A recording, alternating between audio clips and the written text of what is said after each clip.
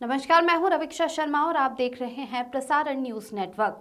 चलिए सीधे रुख करेंगे दाहोद जिले की बड़ी खबरों पर। अब खबर विस्तार से। पहले दाहोद शहर में हेमरेज के मरीजों के लिए कोई उपचार उपलब्ध नहीं था, जिससे कई मरीजों की मौत हो जाती थी। लेकिन अब जायडस अस्पताल में हेमरेज के मरीजों का इलाज संभव हो गया है और अब मरीजों की जान बचाने की संभावना भी बढ़ गई है। ऐसा ही एक मामला जायडस अस्पताल में आया था, जहां हेमरेज वाले मरीज का ऑपरेशन करके उसकी जान बचाई गई। इस उपचार से न केवल दाहोद जिले बल्कि पड़ोसी राज्य राजस्थान और मध्य प्रदेश के मरीजों को भी लाभ होगा।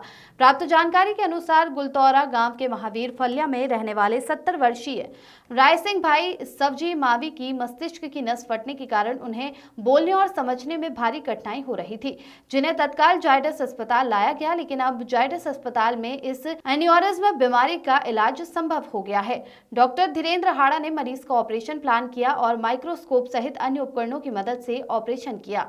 ऑपरेशन के उसकी तबीयत में सुधार हुआ है। उन्हें बोलने समझने में परेशानी दूर हो गई है। वे चलने फिरने लगे हैं और उनकी तबीयत में सुधार के बाद उन्हें अस्पताल से छुट्टी दे दी गई।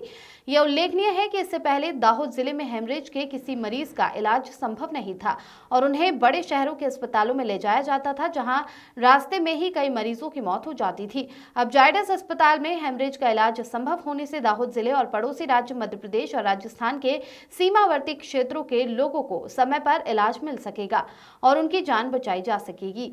ये दाहोद के लिए एक बहुत अच्छी व्यवस्था साबित हो रही है। नीलम शेठ की रिपोर्ट। हूँ doctor Dhirendra Hada, neurosurgeon, Zydus medical college Dahod. थोड़ा दिवस पहला આપણે એક દર્દી 70 વર્ષના દર્દી આવ્યા હતા, આપણા હોસ્પિટલમાં દાખલ થયા હતા। શરૂઆતના વર્કઅપમાં જ્યારે આપણે જોવામાં આવ્યું ત્યારે એમના સીટી સ્કેનમાં મગજની અંદર હેમરેજ બતાવતું હતું અને દર્દીની કન્ડિશનમાં દર્દી થોડું ગેન અવસ્થામાં રહેતું હતું, બોલવા સમજવામાં એને તકલીફ થઈ રહી હતી અને એ દર્દીનો જ્યારે આપણે ફર્ધર વર્કઅપ એટલે કે ફર્ધર આપણે ઇન્વેસ્ટિગેશન્સ કર્યા ત્યારે એમાં જાણવા મળ્યું કે પેશન્ટને મગજની અંદર એક નસની અંદર એક બલૂન બની ગયો છે, જેને મેડિકલ ભાષામાં એન્યુરિઝમ કહેવામાં આવે છે, કે જે ફાટી જવાના કારણે દર્દીને આ તકલીફ થઈ હતી। એન્યુરિઝમ રપ્ચર એ એક એવી બીમારી છે કે જે બહુ જીવલેણ બીમારી પણ એટલે જીવલેણ વસ્તુ હોઈ શકે। બહુ બધા કિસ્સામાં દર્દી હોસ્પિટલ પહોંચતા પહેલાં એનો જીવ જતો રહેતો હોય છે અને હોસ્પિટલ પહોંચ્યા પછી પણ જો આ બહુ વધારે પડતું હેમરેજ થઈ ગયું હોય તો દર્દીની કન્ડિશન વધારે ફર્ધર પણ બગડી શકતી હોય છે। જે દર્દીને આપણે એડમિટ કરી અને ફર્ધર એમને ઓપરેશન માટે પ્લાન કરી અને માઇક્રોસ્કોપ દ્વારા આપણે એન્યુરિઝમનું ક્લિપિંગ કરવામાં આવ્યું અને એના પછી દર્દીને આઈસીયુ ઓબ્ઝર્વેશનમાં રાખવામાં આવ્યું અને એ પછી દર્દીની પરિસ્થિતિ સુધરતા આપણે એને વોર્ડમાં શિફ્ટ કર્યું।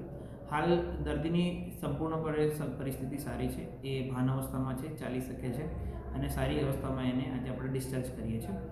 આ એન્યુરિઝમ બીમારી એ એવી વસ્તુ છે કે જેના માટે આ પહેલાં દરેક દર્દીને આગળ જવું પડતું હતું, એટલે કે બરોડા, અમદાવાદ કે એવા હાયર સેન્ટર્સમાં જ આવી બધી સર્જરીસ થતી હતી, જે હવે દાહોદ જેવા આપણા જિલ્લામાં પણ આ બધી વસ્તુ શક્ય છે। આ બધા જીવલેણ હેમરેજમાં દર્દીને શરૂઆતના જ કલાકોમાં ટ્રીટમેન્ટ મળવી જરૂરી છે।